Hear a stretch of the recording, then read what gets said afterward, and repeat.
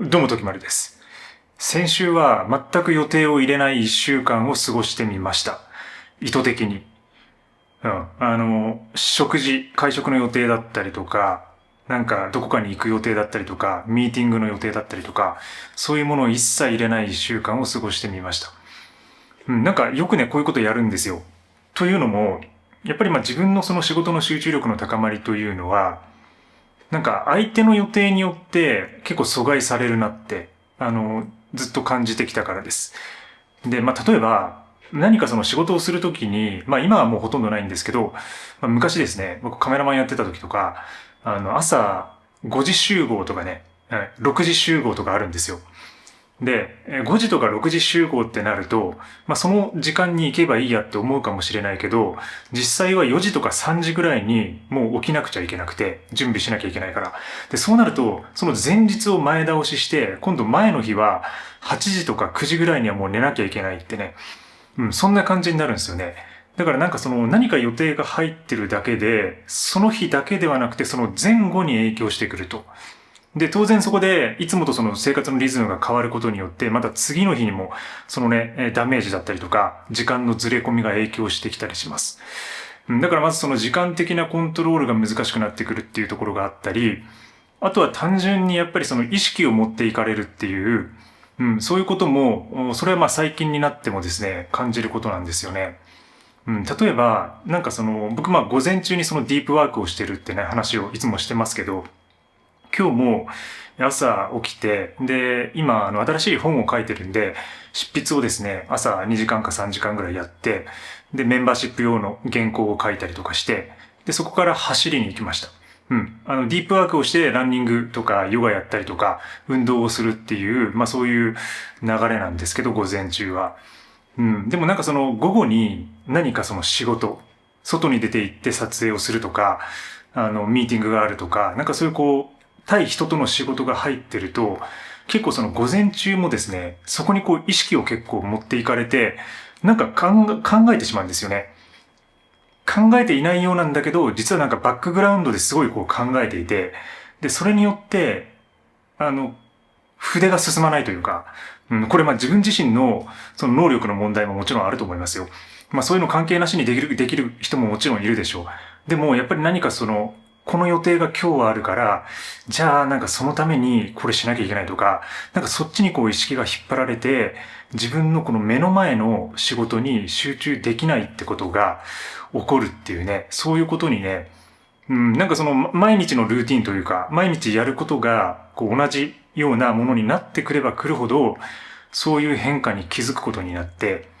で、それで一週間ね、意図的に予定を入れないっていう、そういう時間を過ごしてきたわけです。そしたらやっぱり、その結果すごく深まりを感じていて、で、なんかね、最初は寂しさみたいなものとか、で、やっぱりその一週間予定を入れないっていう、カレンダーが埋まっていないと不安とかね、そういうフェーズももちろんありましたよ。最近はないですけど、むしろカレンダーをいかに空白にしておくかみたいなところが自分自身のテーマなんですけど、やっぱりその会社勤めてた頃とか、その契約社員とかでいろんな企業と契約して、プロジェクトとか案件をやってた時は、そのようにね、なんかその一週間の予定が埋まってれば埋まってるほど、自分の生産性が高まるって、そういうふうに考えていました。で、それはね、でも考えてみると、生産性よりもむしろ自分の生活の脆弱性を上げるものだと思っていて、で、ちょっと概念的な話になるんですけど、理論的な話になるんですけど、人っていうのは、その何か固まったものが、固定化されればされるほどに、それを崩された時のダメージとかが深まるんですよ。だからその予定もそうで、一週間の予定がこれだこれだっていうふうに全部組まれていて、で、移動もね、ギチギチにね、何時から何時の間にここに移動して、会食をして、ミーティングをしてっていうふうな、ガチガチに詰めた状態のカレンダーを作っていくと、何か一つが壊れた時に全てが崩れるっていうことが起こるんですよね。で、それは、タイムマネジメントとか、そのようなことを厳しくやっていればいる人ほど、立場の人ほど、そういう脆弱性っていうのは高まる傾向にあって、だから、なるべく、本当にそのトップの人たちは結構ね、空白というか、時間のバッファをうまくやっぱり取ってる人が多いなっていう、そういう印象があります。だから、そこの究極形態っていうのが、もう予定をね、入れないっていう。カレンダーに一切新しい約束を入れないっていうことだと思います。で、もう一つはその約束についてなんですけど、この約束っていうのが、さっきも言ったように自分の日々の生活のバックグラウンドタスクとして効いてくるってことです。で、これ良い約束と悪い約束があって、やっぱりその何かを自分が将来何かこういうことをやりたいとか、これをやるぞっていうことを、目標としてね、ノートに書くとかね。そういうのはすごくいいと思うんですよ。で、それは自分自身に対する約束であって、で、自分自身にプレッシャーをかけることにもなりますよね。で、結局でもそれも同じは同じなんですけど、やっぱりその自分で立てた目標とか、自分に約束したことを守れないことによって、自分への信頼度を下げていることになるんですよね。で、これ他者が噛めば噛むほど、その信頼度の低下っていうのは著しく出てきます。だから、何か予定をしたりとかね、こういうことを約束していて、約束をしたのに、その二人で約束をしていて、一人が約束を守れなかったとか、そういうパターンって、誰しも経験があると思うんですよね。何か約束、待ち合わせをしていて、今日5時にここに集合っていうことをやってたのに、5時に来なかった。どちらかが。そしたら、やっぱりその時点で、いくら仲のいい友達であっても、若干ね、そこでその信頼性の低下みたいなものが起こると。で、予定はだから全てそういうふうにその信頼性の問題でもあって、何かを予定すればするほど、それを守らなきゃいけないっていう義務が出てくる。当然のことなんですけど、でもやっぱり、人間なので、その予定の数が増えれば増えるほどですね、やっぱそのコントロールが難しくなるし、その約束をした分、自分が守らなければならない義務みたいなものが出てきて、で、それは、慣れの問題っていうふうに、体力がある人は、それで乗り切る人もいるかもしれないんですけど、でもやっぱり、プレッシャーになります。それが小さなプレッシャーとなって、結構ね、自分自身をじわじわと蝕んでいくみたいな、そういうことにもなりかねないですね。で、だからやっぱり何かその、自分が忙しい気持ちがするとか、すごい焦ってるとか、その裏でね、バックグラウンドで今日予定何もないのに、自分で焦ってる感じがする人はもしかしたら、その全体、その日だけではなくて全体のその前後の約束だったりとか、決め事みたいなものをしすぎているっていう可能性があるんですよ。だから、そのようなところを少しでも手放していくと、気持ちが楽になってくるし、で、より自分のやりたいこととか、深い仕事に向かえるようになると思います。で、やっぱり、よく言ってますけどね、レバレッジワークって話してますけど、やっぱり、その他者の時間、誰かに時間を差し出しながら仕事をするってものすごくきついんですよ。きついことなんですよ。時給で働くっていうことですね。それは基本的に自分の時間を誰かに受け渡しているってことなので、自分に全くその主導権がないような状態で働いていくっていうのは、それもきついことです。で、もちろんそれが好きな人もいたりとか、運よくね、自分が好きな仕事できてるって方も多いと思うんですけど、でもそれによって疲弊している。だからなんだか疲れるなっていうのは、結局その、誰かと約束をしていて、誰かに時間をコントロールされているから疲れるんですよね。で、それ自分で時間がコントロールできれば、自分で体調管理ができるようになるんで、疲れなくなるんですよ。そこがまず一つね、大きなところで、やっぱりそのいつでもそのエネルギーを持って、暮らせるっていうか、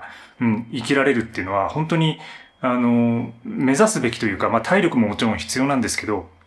すべての土台は体力にあるとは僕は思ってるんですけど、でもやっぱりその体力関係なしに、その忙しい生活、予定を深める、たくさん作る生活、約束をたくさんする生活をしていると、どんなに強い人であってもですね、どんどんそれによって疲弊していくってことが起こると。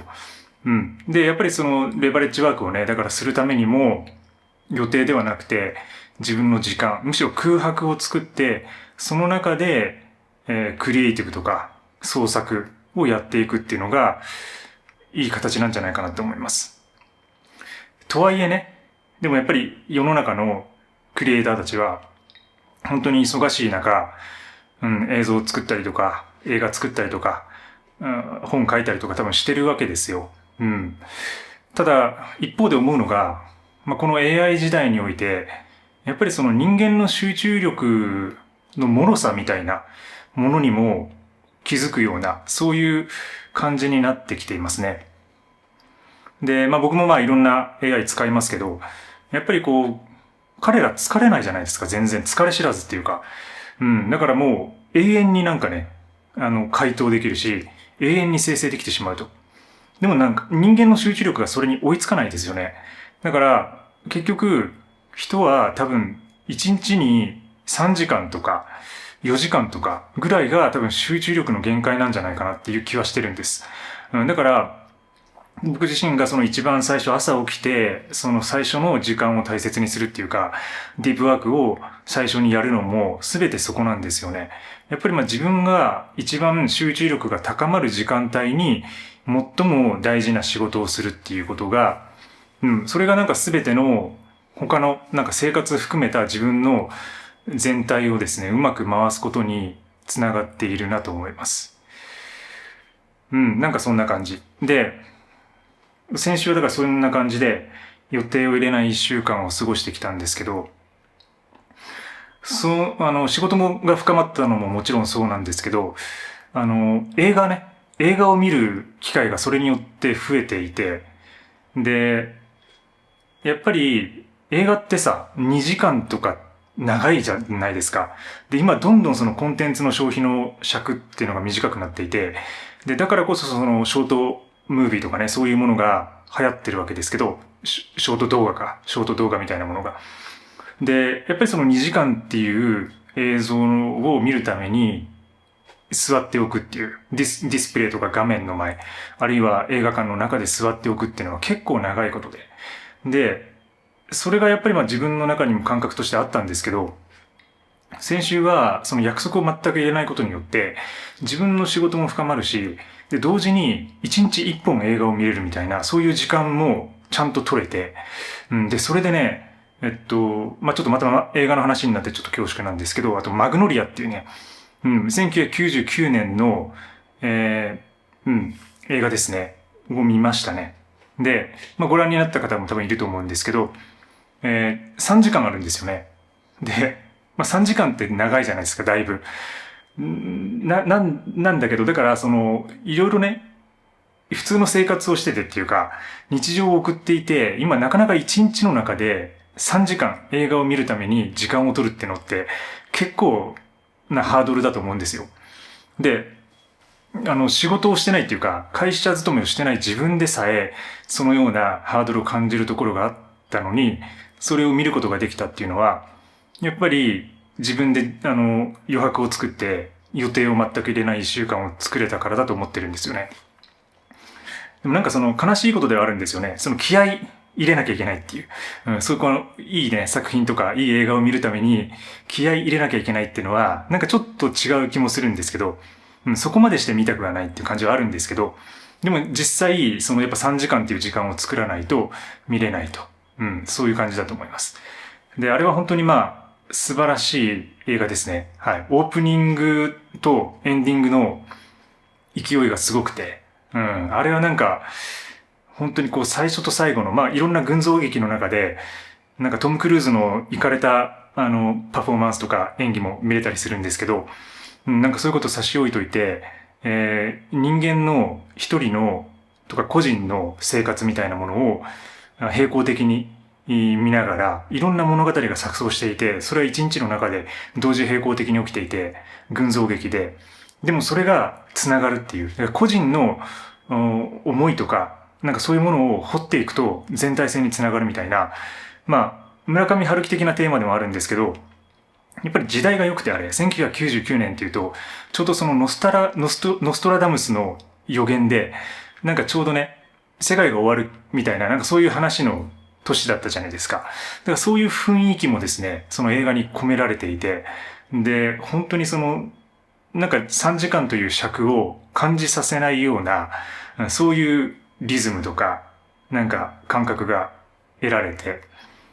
で、最初と最後がね、本当にいいんで、もし見てない方は、見てください。今ちょっと話それましたけど、そんな感じで、やっぱり自分自身の時間の組み方を改めて考えるっていうこと。で、そのために予定とか約束をあえて入れないっていう方向に働いてみるっていうこと。自分自身で意図的にですね。それによって自分の仕事も深まるし、新たなその自分の時間の使い方だったりとか、自分にとって大事なこととか、大切なこととかやるべきことみたいなものが見えてくるんじゃないかなと思います。で、一週間ね、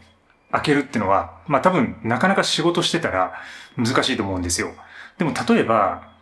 それ短くてもいいと思っていて、一日の中で、例えば午前中だけは入れないとかね。